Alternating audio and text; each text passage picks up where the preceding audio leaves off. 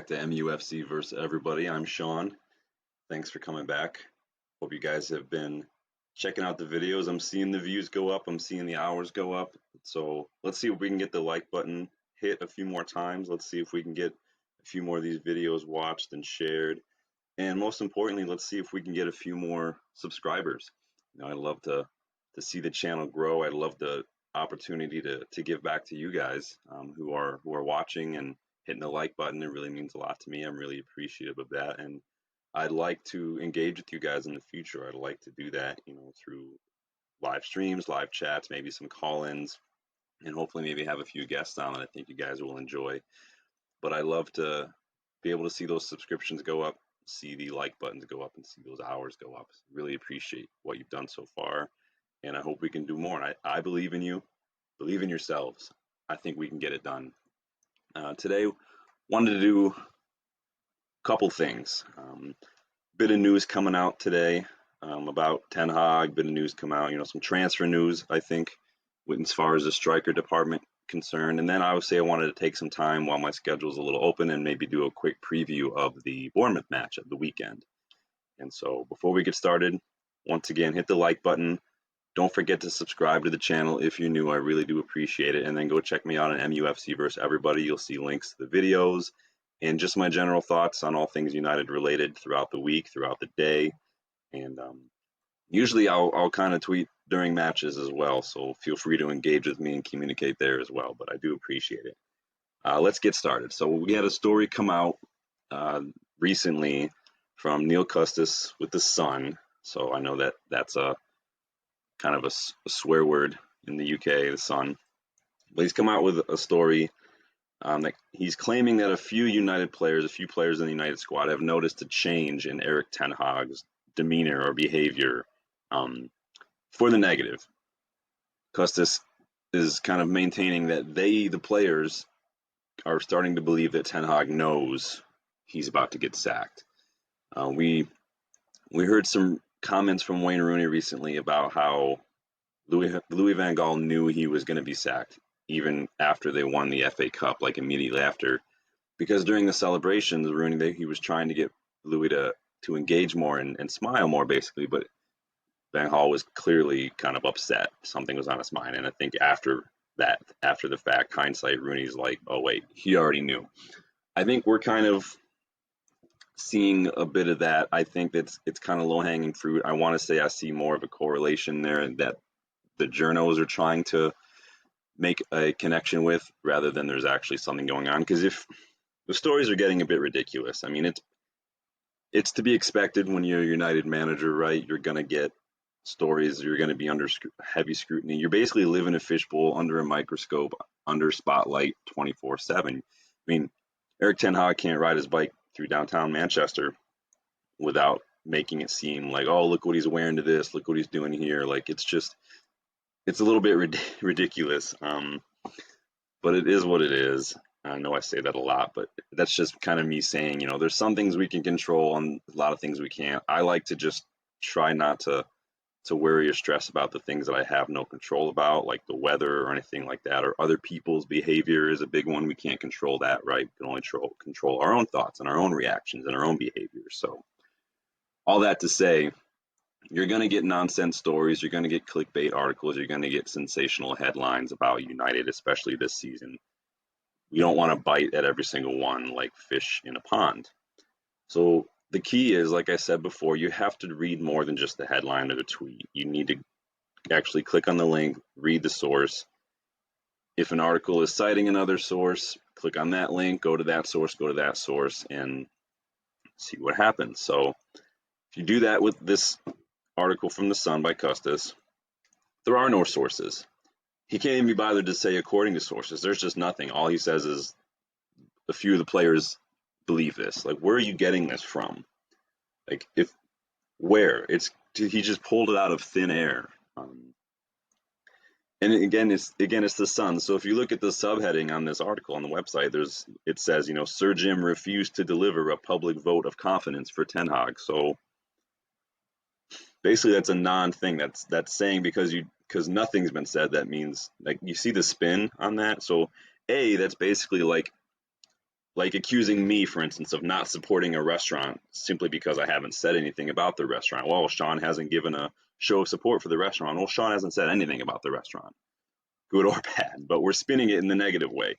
And B, let's say Sir Jim did come out and give a vote of support for Ten Hag and give a public show of like encouragement. Yeah, we're backing him. Then of course you're going to see, undoubtedly you're going to see the articles by Custis, even, how it's the managerial kiss of death, how that public show of support. Look what happened to these past managers. Like it's lose lose again. It's generating BS to to spin it any way you want to, and this is what's been happening. And I'm not trying to be critical of fans, but a lot of people do just lap it up as truth. And it's that kind of vocal, that kind of swell, that wave of anti-Ten Hag sentimentality among the fan base because of stuff like this is not helping the situation.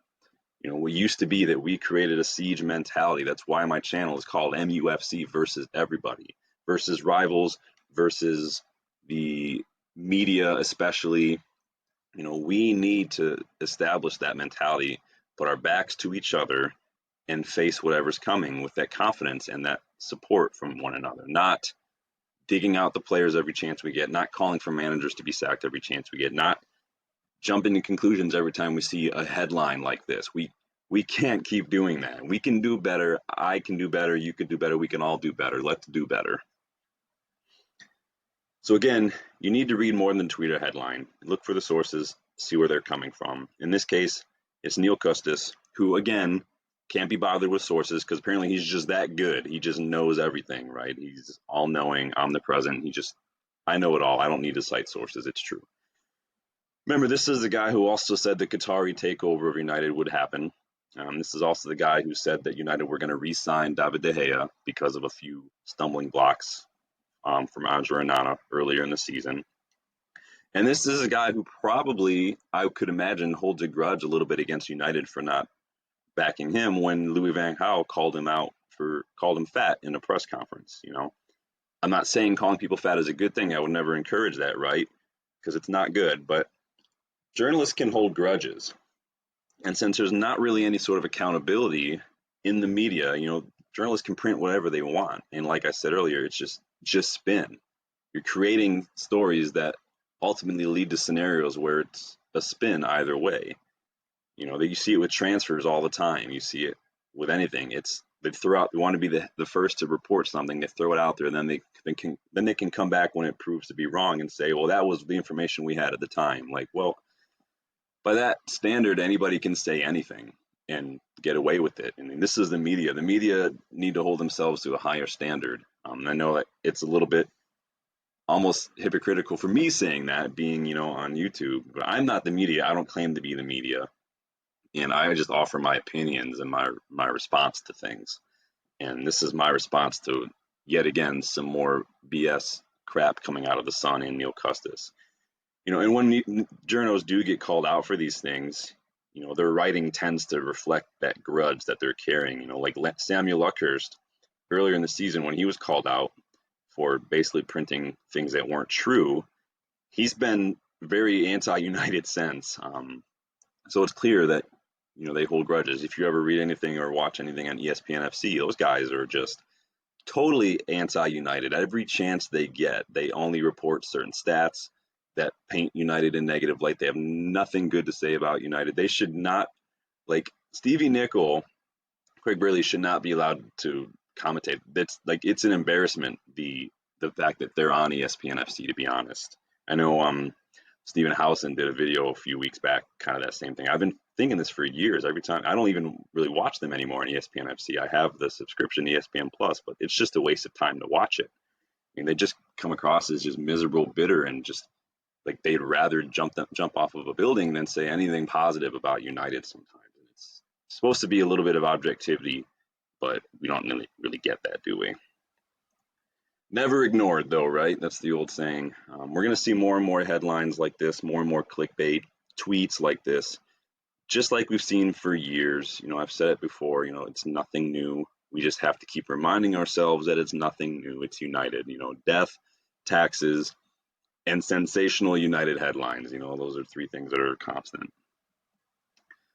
So that's that. I wouldn't read too much into it. I mean, without sources, but I mean, I'm sure that there are players who might think Ten Hag will be sacked. I'm sure Ten Hag is also feeling pressure, and he's wondering. A lot of future for a lot of people at the club are up in the air right now. I would say that nobody is guaranteed to be there next season, from players to T Lady and everybody in between, except maybe for like Hoyland, Garnacho, and Mainu. I think that, and maybe Dallo, right? I think that no one else is safe. But here's the thing: I doubt that Sir Jim and Ineos are going to sack Ten Hag right now. They're spending a lot of time and, quite frankly, a lot of money putting together a recruitment structure. They're going to have to put up payouts for Ashworth, for Wilcox. They're not going to spend more money to sack Ten Hag when we're already skint. FFP is coming down, and we have players that we need to bring in. Like, we can't just spend money unnecessarily of sacking manager. Ten Hag got a year left. I think they'll at least let him see what happens next season before they do anything drastic and go from there. So I would just say we need to finally just put this Ten Hag in or out debate to rest. Support him, support the players.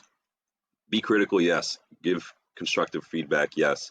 Demand better when necessary, yes, but support them just like you would your spouse or your child if they make a mistake, even repeated mistakes. You're not just going to be like, well, I'm giving you away because you are not learning how to walk the first day you try. So you're done. You can't, it's not the world we live in. It's not the world we should live in. So let's try to just be united, right? So transfer news, Ivan Toney. So it's been reported in the last few days that Brentford striker Ivan Toney, 28 years old, could be available for as little of 30 to 40 million this summer, according to Florian Plettenberg, or Plettigol on Twitter. If you remember, Toney was banned from football completely for 8 months for gambling. He's since been back since January. He scored 4 goals and he has 1 assist in the league since he's returned. This is a bit of an odd story, to be honest. Does that price seem a little low to anyone else? It seems low to me. This was a guy who, last season was touted as, being upwards of 70, 80, 100 million to be let go, and now that price has dropped by more than half. I know he's got a year left, I think, in his contract. I know he's had issues, and I know he hasn't been shy from kind of expressing his desire to leave Brentford and during interviews and things. So maybe this is a combination. Let's say hypothetically this is true. Maybe this is a combination of Brentford kind of knowing he's leaving, knowing he doesn't want to stick around, and maybe they're going to want to get a bid in, get something for him rather than let him go for free. Or they're just in a hurry to get a deal done now with all this in mind because they just want to get a replacement locked in. Brentford are really good at recruitment and really good at selling players as well. So could be a combination of things. I was watching the United stand this morning, and someone in the comments had stated, and wondered out loud, maybe Toney's relapsed as far as the gambling is concerned, and Brentford kind of know about it, and maybe there's something going on behind the scenes. It's a decent question, like Mark said. And surely, though, that's their first question any interested club is going to ask, right? If they're doing their due diligence, they're probably going to ask, hey, we know that this gambling thing is what can you tell us about, the status of that now? Has he been getting help? Has he shown progress? Has he, what's going on? Has he relapsed? How much do selling clubs need to disclose when it comes to things like this? It's like buying a house. How much do the sellers need to disclose versus how much, do you or your inspector need to find out, basically? Because there's certain things inspectors can't look at. So, and the bottom line too is so much of this is also reliant on the player being upfront about things. It could be that there's so much going on and the players don't tell anybody, like the Antony situation. How much of Antony's situation off the field did United know about? Did Ten Hag know about? If it's behind closed doors and the player doesn't tell anybody, how is anyone supposed to know? I as a therapist, right? I can only work a lot with what I'm given. If a client doesn't tell me things, I have no idea what's going on. I have no idea what to address, how to help, what kind of interventions to suggest and try. I have no idea. I can only go by self-report, basically. And so there's limits to what anybody can do, whether it's manager, medical staff, coaching staff, mental health professional, anything. Quick reminder, nothing I say should be taken as professional advice. Please, if you are struggling, find a professional, get some help. This is not professional advice. Just disclaimer for everyone out there.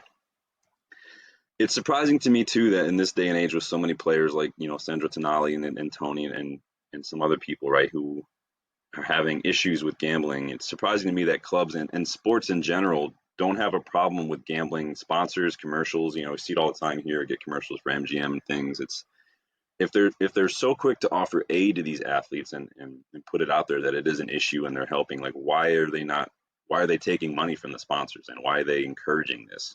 I know there's all these disclaimers at the end of the commercials, things, gamble responsibly, gamble responsibly. Well, that's like, it's not as simple as that. And I think that if you want to really get to the root of it, you need to maybe put a hard line with things like the gambling sponsors, alcohol sponsors, all that kind of stuff. I'm not saying that people shouldn't drink alcohol or even gamble. Do what you want as far as that's concerned, but do it safely. And I think if the clubs care that much, we should probably reconsider where they're willing to take money from in that regard. There's got to be a line somewhere. In any case, on the surface, it seems like a steal for Toney, right? Between 30 and 40 mil. I mean, he's in his prime. He's a good striker. That's super cheap. Would improve nearly any team in the league. I know Arsenal were linked with him for a while. I think Chelsea could probably do with him. I think he'd fit Chelsea like a glove. But you can't ignore the off-field issues, and there are strikers out there who don't come with those off-field issues. The strikers market isn't what it was last summer, where there are all these strikers everybody's looking at. This year, it's going to be a little different. We've seen a lot of clubs go for younger strikers, and some of the guys like Osimhen and now Ivan Toney. Well, it's going to be interesting. Honestly, though, and this is just me speculating, keep an eye out on Barcelona with this one. I know that clubs from different leagues don't tend to care, or not. I don't say don't tend to care, but they tend to be a destination for some players who are having some domestic struggles in terms of these kind of allegations and things, or struggles, or whatever it is. I wouldn't put past Barcelona to make a cheeky bid. I know Lewandowski is contracted to 2026, I believe, but he's 35, 36 now. He's not been great, and Barcelona needs some help. In what way, if Xavi ends up leaving, what way to kind of help out a new manager than, to bring in a striker like Ivan Toney. We've seen him do it in the past, with some strikers who need to maybe a bit of a renaissance. Memphis went there, they brought in Griezmann, and then Lewandowski. They don't have a problem with bringing in strikers like that. I think it's going to have a lot to do with what happens with Lewandowski, but I think that if Barcelona want to be serious amidst a lot of what they've been through in the last couple of years, they need to think a little better with that. And I think that Lewandowski, it might be time for them to cut him loose. So that's just my thoughts. So Bournemouth, couple days. Let's take a look at that. If you remember, they pretty much thrashed us 3-0 at Old Trafford last time out, was that December. And they do have a decent chance of doing the double over us this season, heading into the weekend. We did dominate possession in that last match, and we had twice as many shots as Bournemouth did. But we failed to create a single big chance from that. Bournemouth created 3 big chances, 3 goals, so they're a bit more clinical. And we had fewer shots on target than they did. So it sounds like they were setting up, either we were just crap at finishing or they were just good at defending, because to get twice as many shots, but 0 big chances created and 0 goals and 0 shots on target. Or fewer shots on target. Sorry, that's embarrassing. Bournemouth were all over us in that last match too. Twice as many interceptions, 10 times the blocks, nearly 3 times the clearances that we had, and all 3 of their goals were from inside the box, literally just outside the 12-yard box. So all 3 of Bournemouth's goals, like I said, inside the box. Our inability to clear the area has not improved in many, many years. So it wouldn't be surprising for us to struggle again, especially with the limited availability of a lot of our defenders and the inability for any of our players to attack the ball when we're defending set pieces. I I say it again, I rarely see any of our players even jump to clear the ball when we're defending a corner or a set piece. Ball into the box is like our Achilles heel right now, and it has been for years. So like I said the other day, it's not Ten Hag's fault because it's been like that for years, but it is something that he needs to address because our set piece defending has cost us many points. Team news for United, obviously we have a lot of injuries. Evans, Lindelof, Varane, and McTominay are doubts, right? And Shaw and Martinez are pretty much done for the season. So we're likely going to see Maguire and Kambwala line up at the back again, just like we did against Liverpool. Rashford's a bit of a question mark right now after picking up a knock against Liverpool. I think Ten Hag stated over the weekend that he doesn't know how bad Rashford's injury is, but then Rashford, I think, told some fans recently that he'll be okay. So who knows? I wouldn't be surprised if he didn't start, but we'll see.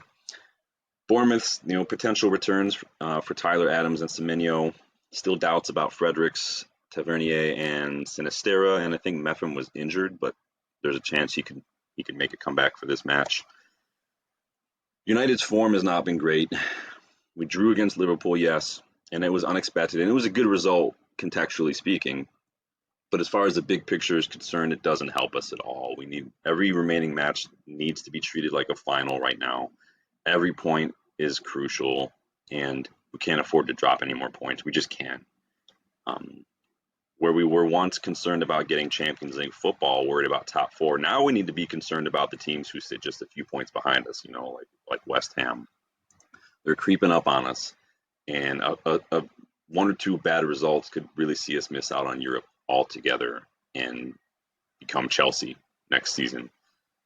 Not good, and that could honestly see Ten Hag be shown the door. I think it'd be really hard for him to convince new owners. It'd be definitely hard for him to convince fans that he deserves another season with that, whether it's the players downing tools, whether that's just him not being tactically not up for it, or just mentality throughout the entire squad. Who knows? But whether right or wrong, at the end of the day, the manager takes responsibility for the results, and that's just the way it is.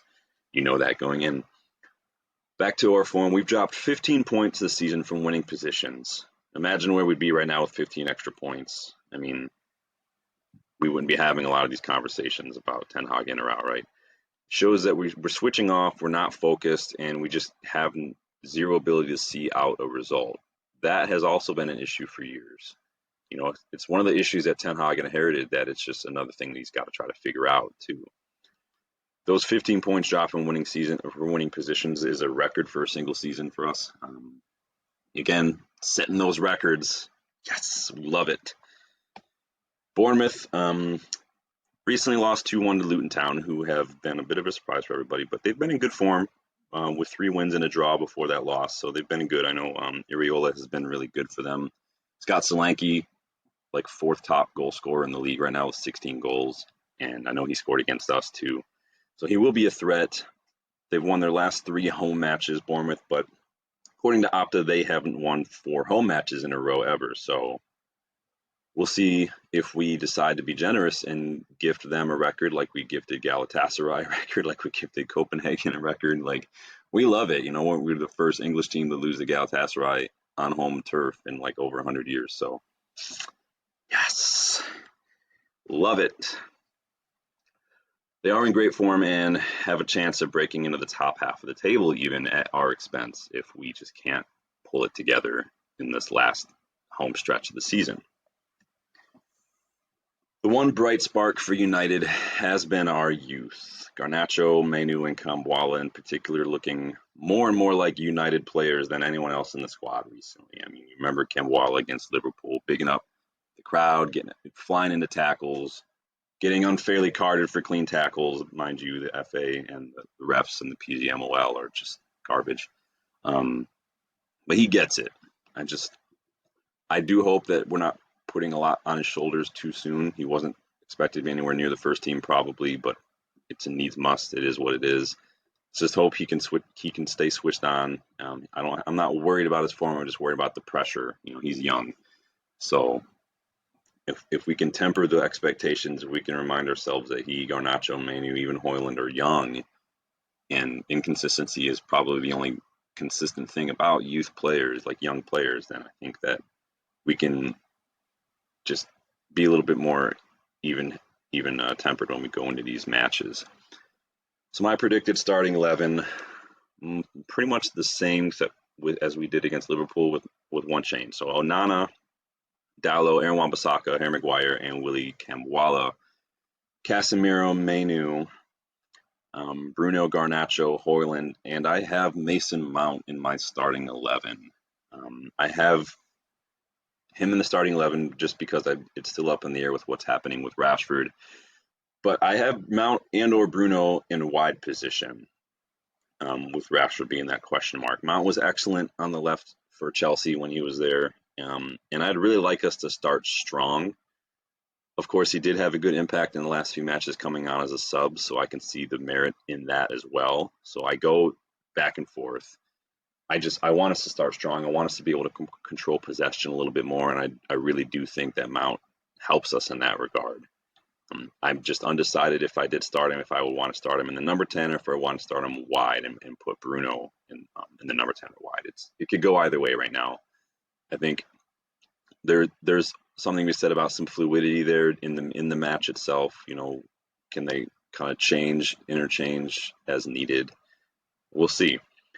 I worry that if we do bring him on as a sub, that it might be too late by the time we do, that we're chasing the game, which at that point it's almost just game over. So that's my thoughts on Mount. I do, and maybe this is just the hopeful fan in me, I do predict a 3-2 United win, but I do think it'll be a closer match than that. I do think we'll concede first, probably from an error set piece. And by set piece, I don't necessarily mean defending a corner. I mean, what we've seen many times is we get a corner, the ball gets cleared out, and we're done on a counterattack. How often have we seen that? I think something like that is going to kind of slap us awake and make us and switch us on. It's frustrating that that's what it takes for us sometimes, but I'm just banking on evidence. So those are my thoughts on the preview, thoughts on Ten Hag article and by Neil Custis, thoughts on Ivan Toney news. Do you agree or disagree with my Bournemouth preview, my starting 11? Let me know your prediction. Let me know who do you start, who you'd bench, what your starting 11 would look like, and let me know your general thoughts on today's video as we head into the weekend. Probably going to try to do a final mini-series video on priority positions tomorrow. Probably going to do the strikers tomorrow. We've done defensive midfielders. You got a 2 for yesterday and this morning with center backs and left backs. So if you haven't already gone and watched those videos, be sure to go and do so. Smash the like button if you could. That would be a big help. And don't forget to subscribe if you're new. And as we head into the weekend, just wherever you're watching from, however you're doing, just enjoy yourselves, enjoy the match, and just support the players, support Ten Hag, and just try to enjoy it. That's what football is about at the end of the day. Whether you're playing or watching, we'll try to enjoy it. Really take advantage of those positives and try not to let the negatives ruin your day. I know it's hard this season, but we make a choice on how long we want to let those kind of things impact us. 5-5-5, right? 5 minutes, 5 hours, 5 days. How long do you want to let something like that impact your day? So let me know. Thanks again for stopping by. Don't forget to go check me out, MUFC versus everybody on Twitter. Don't forget to like the video. Don't forget to subscribe if you're new, and let me know what you think in the comments. Thanks. See ya.